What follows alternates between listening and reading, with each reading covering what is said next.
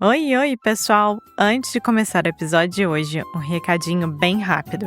Ainda dá tempo de entrar para o Cici Club, que é a nossa comunidade online, com 70% de desconto. Mas é só por mais uma semaninha. A ideia era fazer essa promoção em fevereiro, para comemorar várias novidades do Cici Club. Mas se você tem escutado os últimos episódios, sabe que a nossa vida virou de cabeça para baixo. Agora que as coisas estão voltando ao normal, a gente está retomando ao trabalho e decidimos deixar o desconto aberto até o fim do mês. Então, se você curte esse podcast, vai adorar o Cici Club. A gente criou esse espaço especialmente para quem acompanha a gente por aqui. Se você estava pensando em entrar, agora é a hora de aproveitar e garantir a sua assinatura com um super desconto que é de 70%. No final do episódio, a gente explica melhor como funciona e, claro, você sempre pode falar comigo ou com o Foster se você tiver qualquer dúvida. Bora pro episódio? Então vamos lá! Oi, pessoal, e bem-vindos a mais um episódio do Carioca Connection. E eu ainda estou aqui com o Marco Antônio, meu pai. Eu? Sim. Oi, pai. Oi, filha. Você nunca me pergunta se eu tô bem. Por que você tá com uma carinha tão bonita na minha frente, sorridente? É claro que você tá bem. Tudo bem, pai? Tudo, minha filha. Ótimo. Então, nós estamos gravando uma minissérie sobre a série Senna, que tem na Netflix, que foi muito bem feita, muito bem contada, sobre um dos grandes heróis do Brasil, né? Que é um piloto de Fórmula 1 maravilhoso que existiu. Mas, conversando com meu pai antes da gente gravar esse episódio em si, ele falou: Alexia, a gente precisa falar sobre o Galvão Bueno, que foi uma peça muito importante da história do Senna. Então, pai, quem foi Galvão Bueno?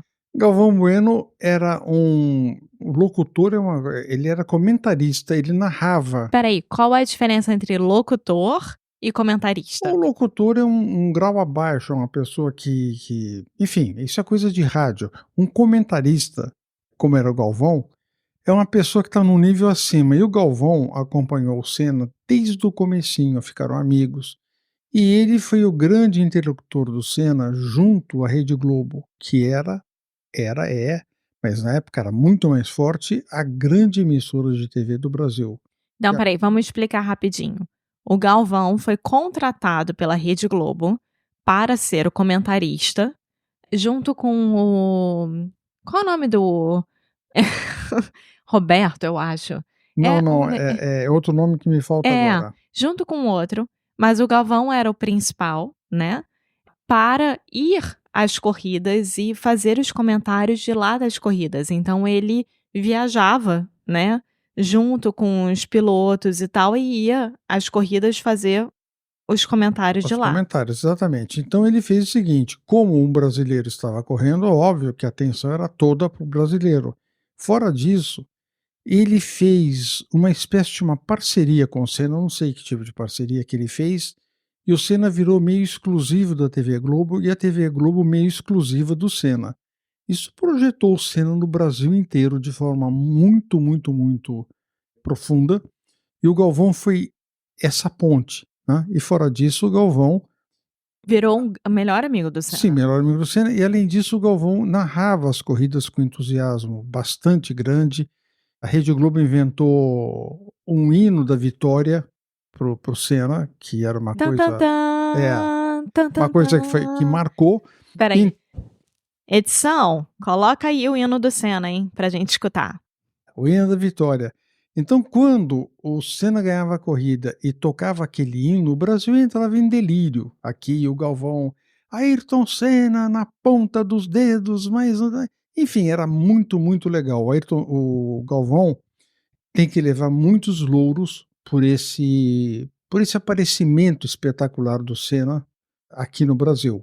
No mundo, ele se impôs pelo próprio talento, pelo próprio carisma, tal, mas no Brasil o Galvão / Globo ajudou muito. Agora, o Galvão virando um dos grandes amigos do Senna tem umas histórias engraçadas, né, que o Senna fazia umas brincadeiras engraçadas com o Galvão, né. Sim, sim, brincadeiras mais ou menos estranhas, como ia na alfândega, por exemplo, para não contar Espera, muita eles estavam história. viajando. Estavam viajando, então na alfândega, o Senna gritava para o pessoal da imigração: "Cuidado, esse homem é louco, ele está cheio de bomba dentro da", ele prende ele, enfim, Ele fazia, cortava as gravatas do cortava Galvão. as gravatas, a roupa do Galvão, ele colocava fotos diferentes no passaporte do Galvão para quando a pessoa abrisse, enfim, coisa de moleque mesmo.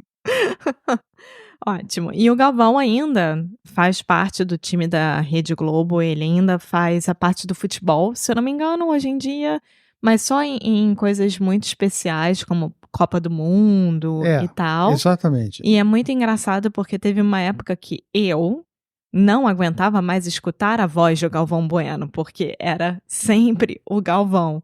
Então o Galvão tem essa, para minha geração tem assim: "Ai, de novo o Galvão Bueno", sabe. Mas para quem viveu essa época com o Senna, era muito bom escutar o Galvão Bueno, porque ele trazia essa felicidade e essa Emoção. torcida, É. né, essa emoção durante as corridas. Sim, sim, É. exatamente. Ele foi muito importante. E o Galvão, isso que você falou, Alex, é porque ele transmitia tudo.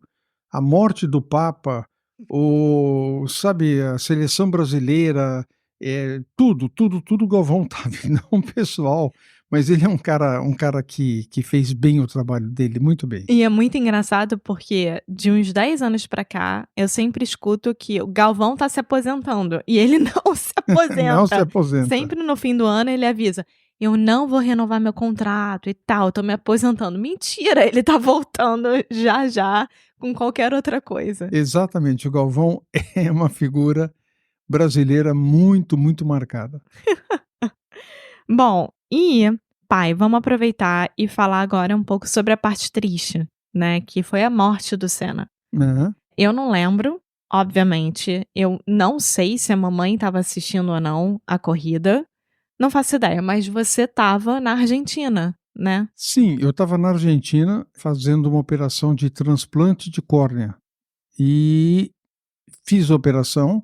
O médico falou: "Vai Pro hotel, né? vai pro seu hotel, fica tranquilo, tá? Não lê muito, não vê televisão, não vê nada". Daí, nesse ínterim, a sua mãe falou comigo e falou assim: "Olha, o Senna morreu". Eu falei: "Não é possível", enfim, aquelas coisas, tal. Aí eu fiz o seguinte, eu desliguei a televisão e fiquei no quarto isolado, porque eu não podia chorar. O olho estava transplantado. Então, ele falou: "Fica tranquilo, fica com calma, não sabe, não", e eu então eu fiz o seguinte, eu me isolei completamente das notícias. Às vezes na televisão aparecia alguma coisa na Argentina, né, eu pum, desligava. Então tudo aquilo que aconteceu eu vi depois, na televisão, etcétera, mas eu sei que a morte do Senna parou o Brasil, literalmente parou o Brasil. Foi profundamente sentida e tem gente que escreveu até livro sobre isso, né, Até hoje é muito sentida, até né? hoje é muito sentida. O Senna morreu, vou resumir, ele foi fazer uma curva em Monza, uma curva de alta velocidade. Espera aí, vamos lá. A corrida nem deveria estar acontecendo, né? É, eu Tem essa parte toda. é, Teve um acidente na sexta, o Barrichello, que é um outro piloto brasileiro, brasileiro, se machucou muito feio, não morreu por sorte no sábado. Quer dizer, um piloto morreu na sexta, que eu não lembro o nome, mas é é o um alemão, é austríaco. um austríaco. Barrichello se machucou muito feio no sábado. O Senna fez de tudo para cancelar a corrida no domingo. Ele não deveria ter corrido, ele poderia ter virado e falado: "Não, não vou correr", mas ele decidiu fazer que sim, e aconteceu o que aconteceu. Numa curva de alta, o carro dele saiu reto e bateu forte no guarda-reio. Eu fico com a opinião, também já fizeram livros, filmes sobre isso, cada um tem uma opinião, fico com a opinião do Nelson Piquet. Nelson Piquet, que não se dava com o Ayrton, ele falou o seguinte: numa curva como aquela, se o piloto vai reto, é porque quebrou a barra de direção. E ao que parece, a barra de direção quebrou e o carro foi reto. Ele ainda conseguiu frear um pouquinho, mas não o suficiente. Não, não o suficiente. E eu acho que assim, o Senna já vivo, ainda vivo no caso, ele já estava deixando um legado muito grande para o Brasil, né. E e e quando ele morreu, eu acho que isso se intensificou muito fortemente, né, Muito, porque muito forte. foi um susto muito grande para o mundo inteiro, É, isso. E a gente vê até hoje o legado que ele deixou, né, por exemplo, o Hamilton, que é um grande piloto hoje em dia, completamente apaixonado pelo Senna e foi por causa do Senna que ele resolveu virar piloto. Hoje em dia ele é brasileiro honorário, ele tem um passaporte brasileiro, tudo. Fez uma homenagem lindíssima poucos meses atrás no Brasil, no Grande Prêmio de São Paulo, né, de é. Fórmula 1, que ele foi com a bandeira brasileira do jeito que o Senna fazia, Aham. na curva do S, né, que é a A curva curva do do Senna. Senna. Então esse legado, eu acho que é muito importante e, principalmente, a transformação que foi obrigatória na Fórmula 1 pós-morte do Senna em relação à segurança dos carros. Total, total. Foi uma marca muito profunda, e então eles tomaram todas as providências para que não acontecessem mais acidentes. Realmente, antigamente morria um, 2 pilotos por temporada, pelo menos se arrebentava muito, enfim. E isso foi passando, passando, passando. Quantas vezes eu não assisti, meu Deus, na televisão, um carro em chamas e o piloto lá dentro. É inacreditável. Aquele qual é o nome dele que tá completamente queimado, né? É É o o ai, eu sou péssima com o nome, meu pai também. É um que é todo Niki queima Lauda. é o Niki O Lauda, Niki Lauda, ele saiu vivo também por milagre, perdeu a orelha e, enfim, era muito, muito perigoso. Agora continua perigoso, mas os acidentes têm menos fatalidades, é. né. Então, isso aí foi a partir da morte do Senna que eles realmente começaram a pensar nos pilotos, que eles deveriam viver, os pilotos, né. Ter uma melhor regulamentação, né, isso tudo. Então, assim, é importante também as pessoas assistirem essa série para você compreender o legado do Senna, porque faz parte da identidade brasileira, Sim, total, total. total, junto com um tipo de esperança e também orgulho nacional, né, do tipo a gente tem a esperança é a última que morre, né, eu acho que também tem isso, assim, a esperança de um mundo melhor, a esperança de um esporte melhor, a esperança de um piloto melhor e assim vai. É, o Senna deixou o seguinte: o brasileiro se sentiu bem com ele, É, e se sentiu bem, ele era uma coisa boa, que é. infelizmente morreu. E eu acho uma coisa que também foi vista nessa época foi a solidariedade nacional com a morte do Senna. Sim, sim, parou o país, foi um trauma e uma união total, É.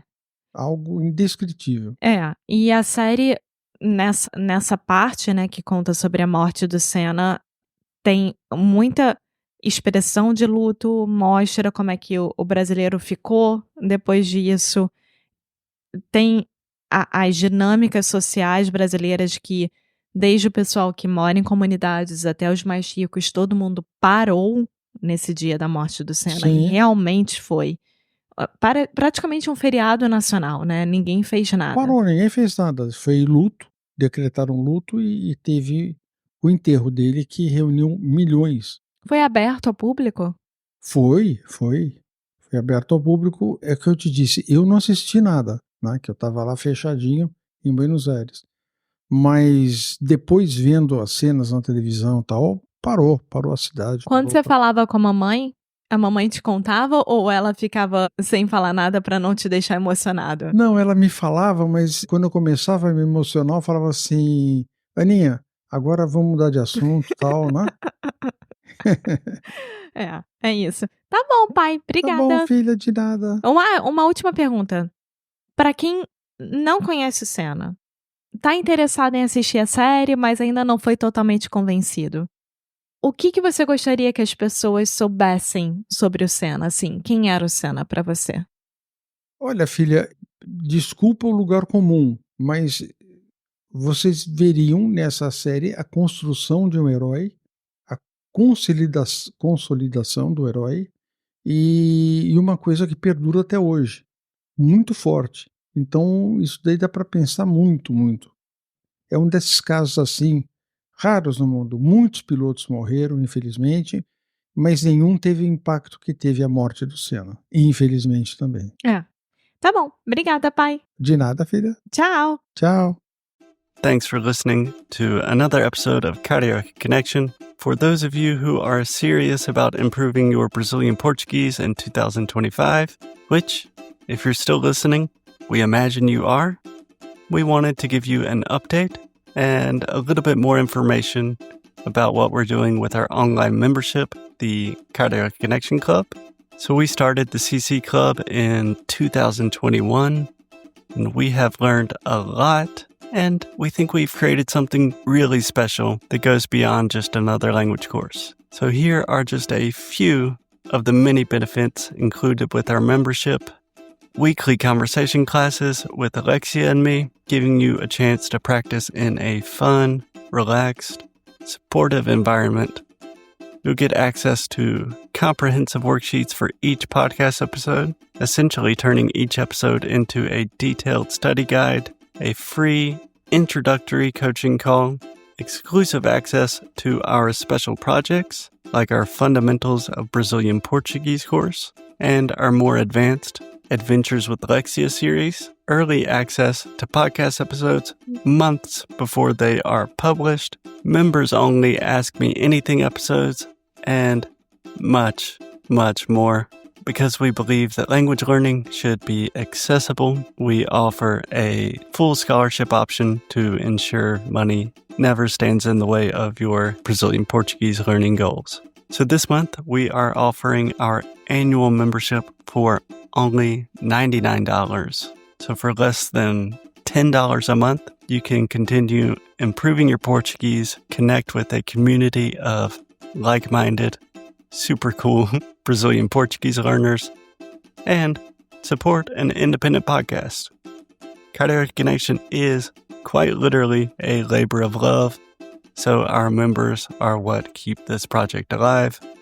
So if you're looking to take your Brazilian Portuguese to the next level in 2025, this might be exactly what you're looking for. Muito obrigado e até a próxima.